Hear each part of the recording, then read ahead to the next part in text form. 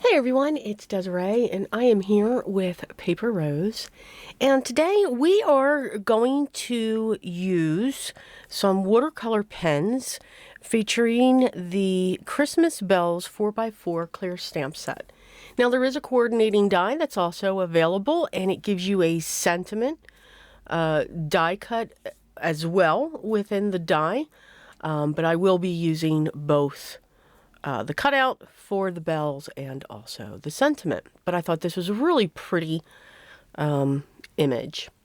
I'm first going to stamp my image. I am going to be using Canson XL watercolor paper, and I'm going to stamp this in VersaFine black onyx ink, and I will be heat setting this. If you're just starting out with watercolors and you really want to go into the images, I do suggest to heat emboss your image. It gives you that barrier so that your colors won't bleed around too much. Now I do like the bleeding all over the place. It's a technical term. But for this one, I wanted the colors to stay where they should be staying. I will have a lot of more control when it comes to the watercolors, as I'm going to be using my Karen brush markers. But any watercolor brush marker will do, any watercolors will do. Okay, so use what you have. I'm just going to put a little bit of color down, and then I'm going to come in with my brush and spread that color out. That is exactly how all of this coloring will be happening. I do like the flow of the brush pens. I do like the fact that it can be controlled. You can also see that when I'm putting my brush into the water, I'm taking some of that water off my brush. I don't want to make this paper sopping wet. That's why also I don't have to tape it down, because I'm not adding a lot of water. I'm allowing the pigment to be on the watercolor paper. I am using 2 shades for each of the colors. So it'll be 2 shades of the green, 2 shades of the red for the berries, and then slightly different shades of red for the bow. But you can see how well that these this pigment just moves. I am going with one color at a time. I'm not coloring in, like with watercolor pencils. If you've seen me work with those before, I put all my colors down throughout the whole image, and then I come in with my water brush, my brush with water, and move all of those colors. Here you can see I'm doing one thing at a time. When I'm adding that second color, I'm waiting for that for the original color to dry first. If you put all of your colors down throughout your entire image, you do run the risk of the ink or the pigment staining the paper, and you might not be able to move it as well. So just something to keep in mind as you're using any type of brush pen. Go with one area at a time. You don't necessarily have to go with one petal. You can see that I'm doing all of this one color across the bow, but then I'm coming in to move that color to make sure that I'm blending it out and letting it fade out from where I want the darkest pigment to be. If I have too much pigment on my brush, I'm wiping that off in my towel. Just to get so I can get that variation of color to come through. Here I'm adding in my shade, my darker shade now, and just focusing in on that bottom to keep that dark color where I want that to be. If I've got too much of that dark color, I'll push it back down with a clean brush and water to pick up some of that area so that I can get that highlight mark that I'm looking for. If I see any harsh lines, I'm smoothing them out with my brush and some water.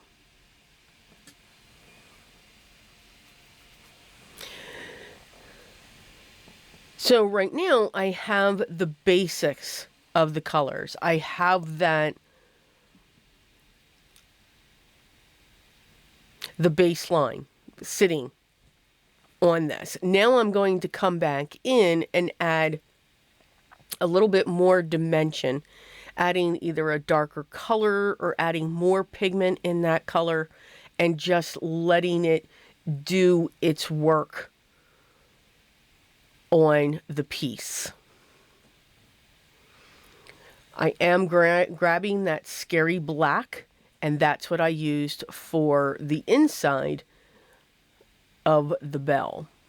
I'm now coming in with a very dark brown on top of the red for the bow to help darken that shadow and also make the bow look a little bit different from the berries.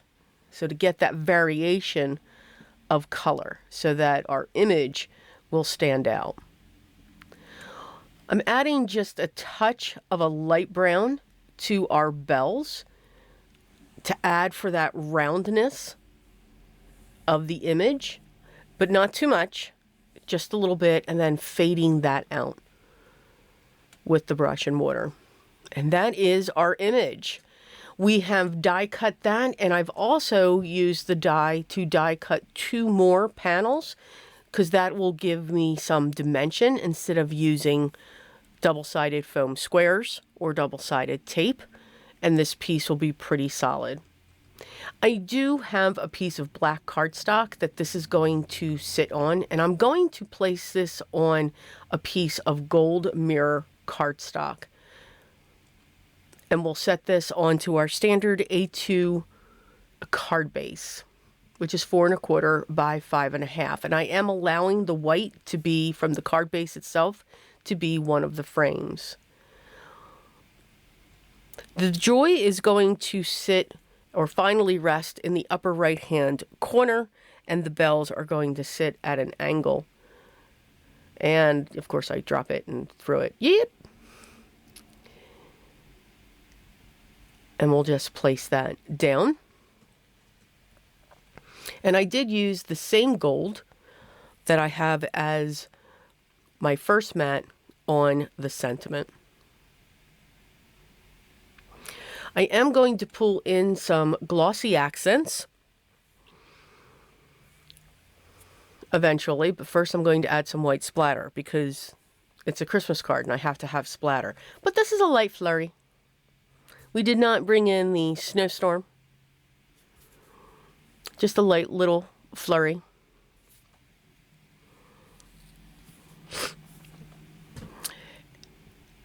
Then that's where I'm starting to think about the glossy accents. So a little tip when it comes to the glossy accents, you know, I've seen it so many times, is you should always make sure that your glossy accents are free and clear.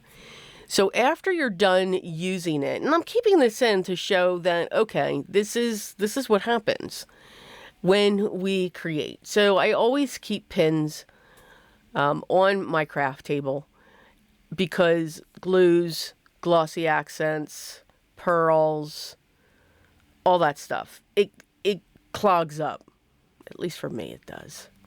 When it comes to glossy accents, what will always save you, and it'll always save you when it comes to your glues and your drops and everything else, is to make sure you take it and pound it on your table so that it all settles back down into the bottle, and then burp it. So just squeeze on it so that the air can push whatever's left in the nozzle out. And then that won't clog up your nozzle, and it will be ready for you for next time. So just saying, yeah. But I did add it to the berries. I thought I added a nice little tiny touch.